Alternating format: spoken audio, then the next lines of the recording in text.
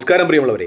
കഴിഞ്ഞ തദ്ദേശ സ്വയംഭരണ തെരഞ്ഞെടുപ്പിൻ്റെ കാലഘട്ടത്തിലും അതിനുശേഷം നിയമസഭാ തിരഞ്ഞെടുപ്പിലും കേരളത്തിൽ മുഴങ്ങിക്കേട്ട ഒരു ഗാനം സ്വർണം കട്ടവരാരപ്പ സഖാക്കളാണ് അയ്യപ്പ എന്ന ഗാനമായിരുന്നുവെങ്കിൽ വരുന്ന തെരഞ്ഞെടുപ്പിലും അതിനുശേഷം നടക്കുന്ന ഇന്ത്യയിലെ ലോക്സഭാ തെരഞ്ഞെടുപ്പിലും മുഴങ്ങിക്കേൽക്കുവാൻ സാധ്യതയുള്ള ഒരു ഗാനം സ്വർണം ആര് രാമ സംഘികളാണേ രാമ എന്നൊരു ഗാനമായിരിക്കും എന്ന രീതിയിലുള്ള വാർത്തകളാണ് അയോധ്യയിൽ നിന്ന് വരുന്നത്. കാരണം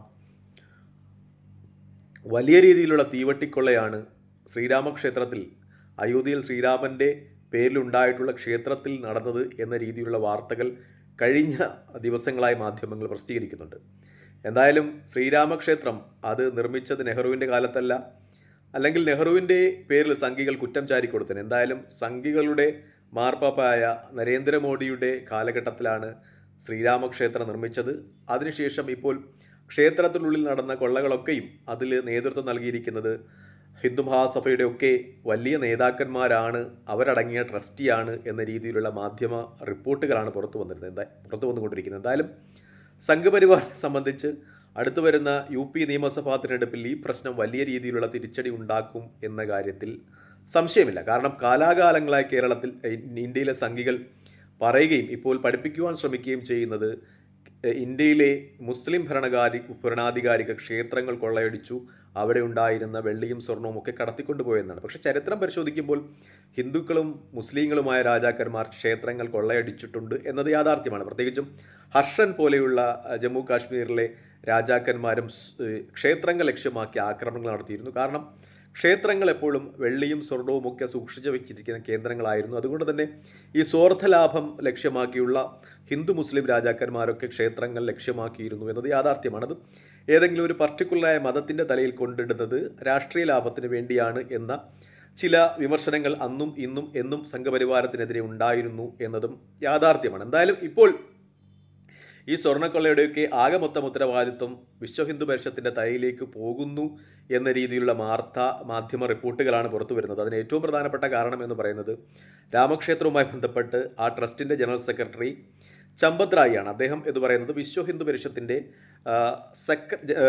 വൈസ് പ്രസിഡന്റ് കൂടിയാണ് എന്ന ഒരു യാഥാർത്ഥ്യം കൂടി അവസരത്തിൽ ചർച്ച ചെയ്യപ്പെടുകയാണ്. മറ്റൊന്ന്, അദ്ദേഹത്തിൻ്റെ ഡ്രൈവർ ടിനു യാദവ് ഇതുമായി ബന്ധപ്പെട്ട് അറസ്റ്റ് ചെയ്തിട്ടുണ്ട് എന്നാണ്. അതായത് സംഘപശ്ചാത്തലമുള്ള ഒട്ടുമിക്ക ആളുകളും ഈ ക്ഷേത്രവുമായി ബന്ധപ്പെട്ട് പ്രവർത്തിക്കുന്ന ആളുകളൊക്കെ ഈ തീവട്ടിക്കൊള്ളയുടെ ഫലമായിട്ട് അകത്താകുന്നു എന്ന റിപ്പോർട്ടുകൾ പുറത്തു വരുന്നുണ്ട്. മാത്രമല്ല ക്ഷേത്രത്തിൽ ഈ പണം എണ്ണുക എന്ന തൊഴിൽ ചെയ്യുന്ന ലവ് കുഷൻ എന്ന് പറയുന്ന ആളുടെ വീട്ടിൽ നിന്ന് 10 ലക്ഷം രൂപയാണ് ഇതുമായി ബന്ധപ്പെട്ട് പോലീസ് റെയ്ഡ് നടത്തിയപ്പോൾ പിടിച്ചത്. 10 ലക്ഷം രൂപ ഈ പൈസ എണ്ണുന്ന ഒരുത്തൻ്റെ വീട്ടിൽ വരണമെങ്കിൽ അപ്പോൾ ഇതിൻ്റെ പിന്നിലൊക്കെ വലിയ മേധാവിത്വം ആ ക്ഷേത്രവുമായി ബന്ധപ്പെട്ട് വഹിക്കുന്ന ആളുകളുടെ വീട്ടിലൊക്കെ എത്രത്തോളം പൈസ എത്തിയിട്ടുണ്ട് എന്ന് നമുക്ക് ഊഹിക്കാവുന്നതാണ്. മറ്റൊന്ന്, ഈ പൈസ എണ്ണുന്ന ആളുടെ വീട്ടിൽ, ലവ് കുഷൻ്റെ വീട്ടിൽ എങ്ങനെ ആ പൈസ എത്തിയെന്നാണ്. കാരണം ഇത്രത്തോളം വലിയ സെക്യൂരിറ്റി സംവിധാനമുള്ള CCTV ഒക്കെയുള്ള ഇന്ത്യയിലെ ഏജൻസികളുടെ ഒക്കെ നേരിട്ട് നിയന്ത്രണത്തിലുള്ള അത്രത്തോളം പ്രധാനമായ രാമക്ഷേത്രത്തിൽ നിന്ന്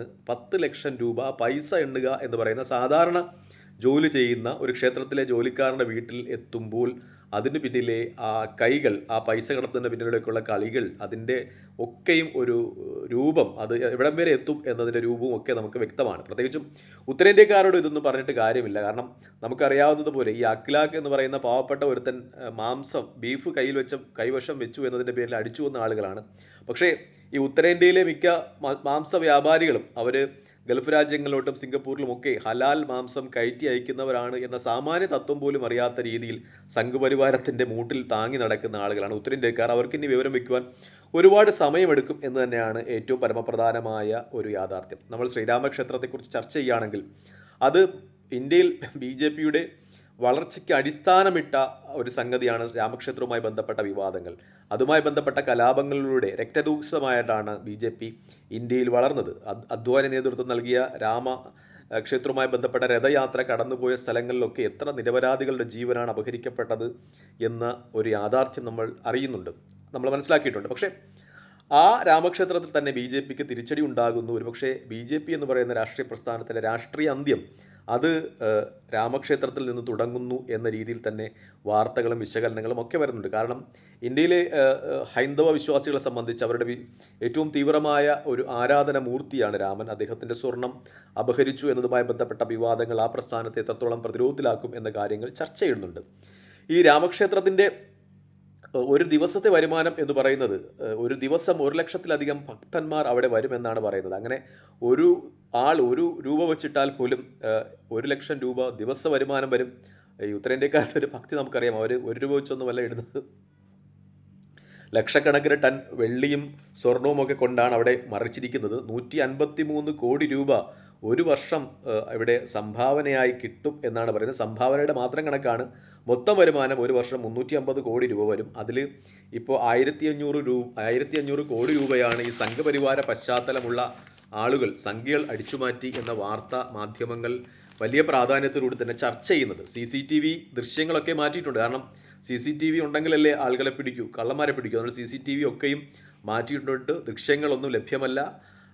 ഇത്രയും വലിയ സെക്യൂരിറ്റി ഉള്ള സ്ഥലത്ത് നിന്ന്, ഞാൻ നേരത്തെ പറഞ്ഞതുപോലെ മിക്കപ്പോഴും ഭീകര ആക്രമണമൊക്കെ ഭയക്കുന്ന സ്ഥലത്ത് നിന്ന് ഇത്രത്തോളം പൈസ കടത്തി എന്ന് പറയുമ്പോൾ അതിൻ്റെ പിന്നിലുള്ള കരങ്ങൾ എവിടം വരെ ഉണ്ടായിരുന്നു എന്ന് നമുക്ക് ഊഹിക്കാവുന്നതേ ഉള്ളൂ. ഈ ചമ്പത് റായ് എന്ന് പറയുന്ന ആൾ ആണ് ഇതിൻ്റെ ട്രസ്റ്റി ആയിട്ടുള്ളത്. അദ്ദേഹത്തെയാണ് ഇപ്പോൾ പുറത്താക്കിയിട്ടുള്ളത്. അദ്ദേഹം വിശ്വ ഹിന്ദു പരിഷത്തിൻ്റെ ജനറൽ സെക്രട്ടറി കൂടിയാണ്. സംഘികളൊക്കെ പറയുന്നത് പോലെ അദ്ദേഹം കല്യാണം കഴിച്ചിട്ടില്ല. കാരണം സംഘികളുടെയൊക്കെ ഒരു അവകാശവാദമുണ്ട്. ഈ കല്യാണം കഴിക്കാത്ത ആളുകളൊക്കെയും രാഷ്ട്ര സേവനത്തിന് വേണ്ടി ജീവിതം ഒഴിഞ്ഞു വെച്ച ആളുകളാണ്.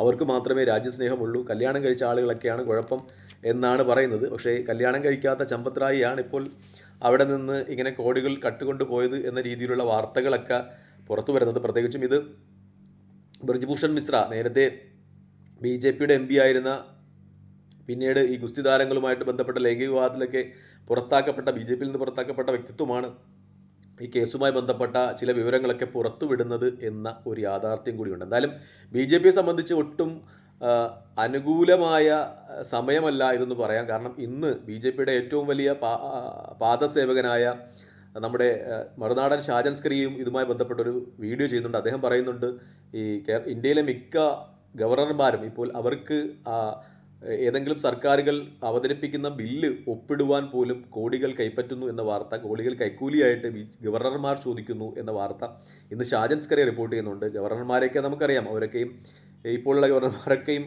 RSS പശ്ചാത്തലമുള്ള കല്യാണം കഴിക്കാത്ത ആളുകളാണ്. അപ്പോൾ കല്യാണം കഴിക്കാത്ത ആളുകൾ ഒക്കെ രാജ്യസേവകരാണ്.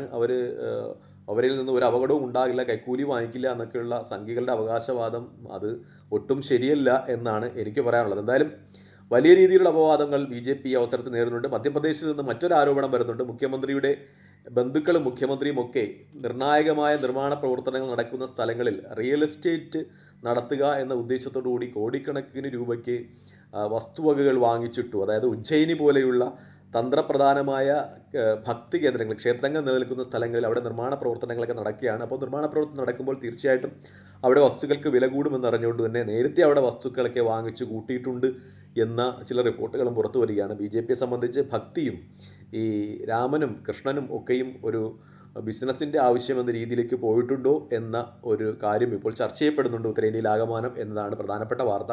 തൽക്കാലം ഈ വീഡിയോയുമായി ഇടവാക്കിയാണ്. മറ്റു വീഡിയോയുമായി കാണുന്നവരെ നന്ദി, നമസ്കാരം, ജയ് ഹിന്ദ്. എന്തായാലും നെഹ്റു രക്ഷപ്പെട്ടു എന്നേ പറയേണ്ടതുള്ളൂ. കാരണം നെഹ്റുവിൻ്റെ കാലത്തല്ല ഈ ശ്രീരാമക്ഷേത്രം നടന്നതും അതുമായി ബന്ധപ്പെട്ട ഈ വിവാദങ്ങളൊക്കെ നടക്കുന്നതും എന്നൊരു യാഥാർത്ഥ്യമുണ്ട്. തൽക്കാലം ഈ വീഡിയോ ഇടവാങ്ങുന്നു. ജയ് ഹിന്ദ്.